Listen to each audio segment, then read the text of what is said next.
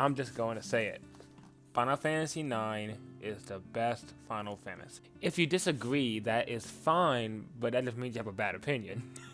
I'm joking, don't take this seriously. Final Fantasy IX was risky at the time.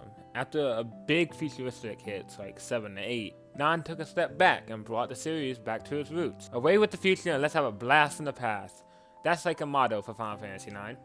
I want to show my reasons for why I like Final Fantasy IX so much. If you agree with me, comment your thoughts. If you disagree with me, comment why I should get crucified. Before I get into the Shakespearean writing that is Final Fantasy IX, let's talk about there were two game mechanics that I really adored in this game. That was the ability system and the ATE system.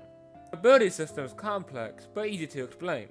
Just like older titles, characters are categorized in the class. But not only that, you have two different types of abilities, support and action.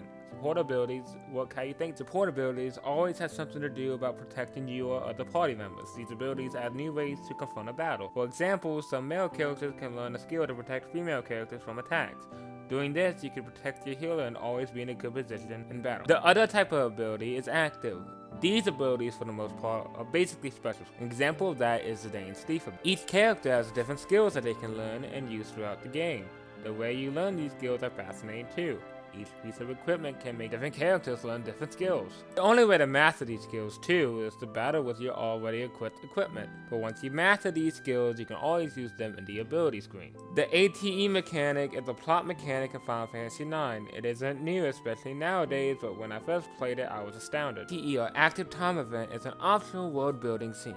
It makes the world feel so much bigger and allows us to see the characters and how they feel and think. From my memory, it never gave away too much from the main plot, just added on to it. You don't need the ATEs to understand the plot, but you get so much out of it. The world will never be the same. You learn the problems of not only characters, but the world as well. And it shows you you're not the only one here with problems and struggle. When a world invests me in the problems of random NPCs that don't help you any, that means the world is doing a great job.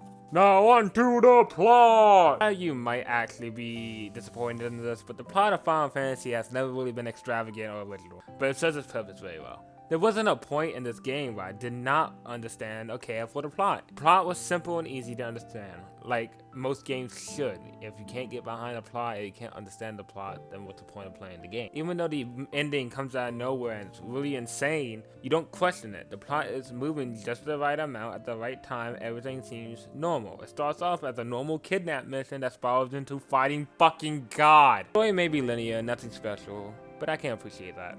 Alright.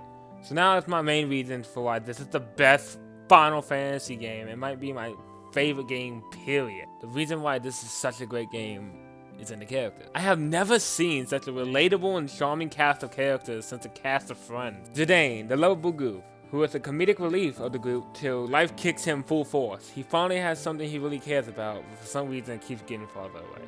Not only Zidane, we had the Princess Garner, her Knight Steiner, the rat person Freya. All these characters have so much relatability to them. I could talk about all these characters for days and how they deal with their struggles. The characters have so much charm that you can't help but care about them. Freya's lover, Steiner's dedication, Zidane's suppression, all these moments I can clearly remember because every single character I love and I'm happy I'm able to help them solve their struggles.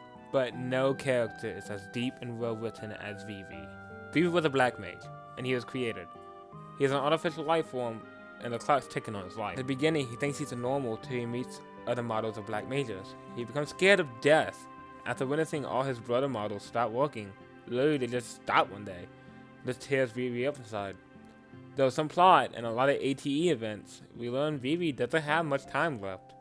Even though it's hard, he overcomes his fear of stopping and works hard to protect his friends. In the end, one of Vivi's first friends, Puck, greets him, only to learn he was talking to Vivi's son. Sometime after the God fight, Vivi stopped. However, he wasn't scared. He saved the world and his friends, overcame his fear, and had kids of his own. That's why I love 9. Every character has a story, every character has a relatable problem, and is struggling to get over it. However, at the end of their adventure, all these characters I adored at the beginning became better people because of the game. And deep down, I hope I became a better person too. Thanks, Final Fantasy IX. The best Final Fantasy. Thank you for watching.